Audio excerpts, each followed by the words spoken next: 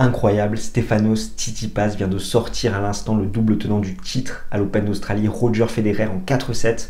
On revient sur cette 7e journée, c'est parti, let's go. On va commencer tout de suite avec cette affiche qui était annoncée comme un choc des 8e de finale qui opposait Federer à Stefanos Tsitsipas et le grec s'impose en 4-7, 6-7, 7-6, 7-5, 7-6 avec des stats tout simplement monstrueuses en 3h50, 20 aces, 60% de première balle, 78% de points marqués derrière sa première balle et 64% derrière sa seconde balle. Vraiment, Tsitsipas a été tout simplement énorme dans cette rencontre et encore plus, sachant qu'il a dû sauver 12 balles de break et il les a toutes sauvées au niveau de son ratio coup gagnant, faute directe, 62 coups gagnants, 36 fautes directes pour le grec et pour le Suisse, 61 coups gagnants pour 55 fautes directes. Ainsi, Tsitsipas, après avoir déjà battu Djokovic, Zverev, Anderson, Goffin et Thiem, peut rajouter le grand Roger Federer à sa liste de victimes. On analyse un petit peu plus en détail cette rencontre, il y a deux choses à savoir. La première chose, c'est que le grec a vraiment très bien joué, il a crânement joué sa chance. Avec son revers, il a été tout simplement phénoménal. Dans la diagonale revers, il a vraiment muselé Federer. Et la deuxième chose à savoir, c'est que Federer, aujourd'hui, il n'avait pas les jambes. Il était assez moyen, ses jambes étaient assez lourdes au niveau de ses déplacements, de ses pas d'ajustement. On sait que c'est l'une de ses grandes qualités et que ça dépend en grande partie de ses résultats. Si ces petits pas d'ajustement sont là, il est très bon, il arrive à être très agressif, à prendre ses balles en demi-volée. Là, c'était beaucoup plus imprécis et notamment au niveau de son coup droit où il a fait énormément de fautes en coup droit. D'ailleurs, à chaque fois, il les a faites souvent quand il avait des balles de break. Ça explique ce ratio de 0/12 au niveau des balles de break. Donc Federer qui n'a pas été clutch du tout. Il a quand même globalement dominé le deuxième set, mais finalement il se fait prendre au tie-break et derrière le grec a un petit peu enfoncé le clou. Donc vraiment une performance incroyable pour lui. Et Federer quitte déjà ce tournoi de Melbourne en 8e de finale, lui qui était double tenant du titre. Il va redescendre à la 6e place mondiale. À voir ce que ça va donner concernant Federer, sachant qu'on savait qu'il misait sur ces 3 premiers mois de l'année où il offrait le plus de garanties, il était frais physiquement. Et là, cette contre-performance, cette perte de points au classement, peut-être que ça va l'inciter à reprogrammer un petit peu son calendrier, peut-être jouer sur terre battue et voir ce que ça va donner par rapport à l'annonce de sa retraite. L'adversaire de Tsitsipas, ça sera Roberto Bautista Agut, qui a fait lui aussi tomber un finaliste de l'édition 2018, Marin Cilic, en 5-7. Bautista Agut, c'est tout simplement monstrueux en cette année 2019. 14h16 passé sur les cours de Melbourne, 9 victoires, 0 défaite en ce début d'année avec notamment des victoires sur Djokovic et Wawrinka. Il a également mis à la retraite Andy Murray au premier tour sur un match en 5-7. C'est son premier quart de finale en Grand Chelem, donc vraiment une très belle performance pour l'Espagnol. Un jeu où il prend la balle très tôt, il a des frappes tendues des deux côtés. Donc à voir ce que ça va donner ce premier quart de finale pour Tsitsipas comme pour Bautista Agut avec un demi-finaliste inédit en Grand Chelem. De l'autre côté, on a eu la boucherie Nadal qui a sorti Berdych en 3-7, 6-0, 6-1, 7-6. 80% de points marqués derrière sa première balle pour Rafael Nadal, 32 coups gagnants, 17 fautes directes. Du côté de Berdych, c'est 24 coups gagnants pour 32 fautes directes. Les deux premiers sets, Berdych n'était totalement pas là. On se demandait qu'est-ce qui allait primer, l'ascendant psychologique ou la confiance des résultats acquis récemment. Au final, l'ascendant psychologique a totalement écrasé Thomas Berdych.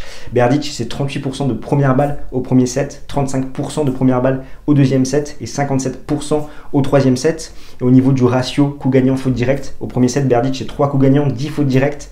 Au deuxième set, 5 coups gagnants, 6 fautes directes. Et au troisième set, 16 coups gagnants, 16 fautes directes.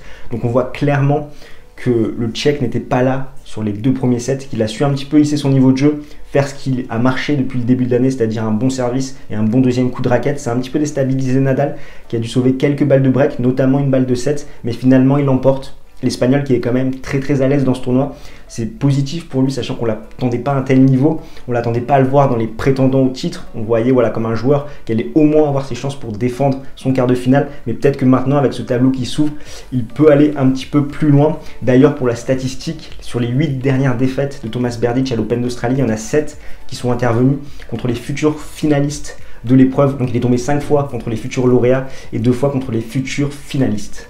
Après, j'ai toujours cette fausse impression sur le cas Rafael Nadal parce que c'est vrai, il a eu un tableau assez favorable, donc ce qui explique les scores assez secs. Là, il jouait Berdych qui était un véritable test, certes, mais bon, Nadal avait l'ascendant psychologique pendant 2 sets. Berdych était absent, donc je me demande un petit peu qu'est-ce que ça peut donner contre un joueur un petit peu plus coriace qui lui offre un peu plus de résistance. Qu'est-ce qui peut se passer, sachant que l'Espagnol n'a pas été véritablement testé, donc on ne sait pas vraiment où positionner son niveau de jeu, même si encore une fois, il a été très bon sur ce 8e de finale. Je suis d'ailleurs amusé à comparer l'ancien et le nouveau service de Rafael Nadal. J'ai pu constater quelques différences. Donc tout d'abord, sur le début du geste, il a une prise de raquette beaucoup plus basse.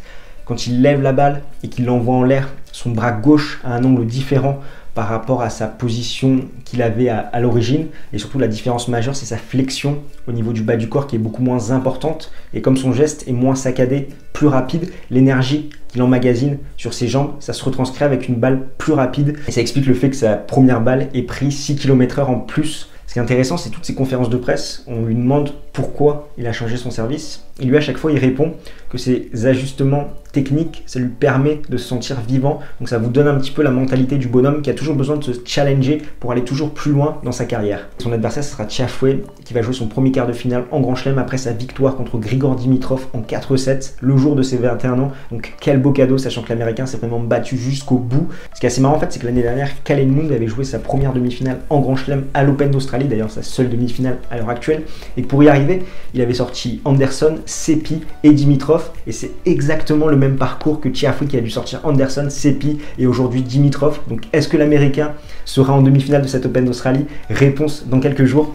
Là, on peut clairement dire que le tableau de l'Espagnol s'est bien ouvert dans cet Open d'Australie, lui qui avait un tableau à l'origine plutôt compliqué.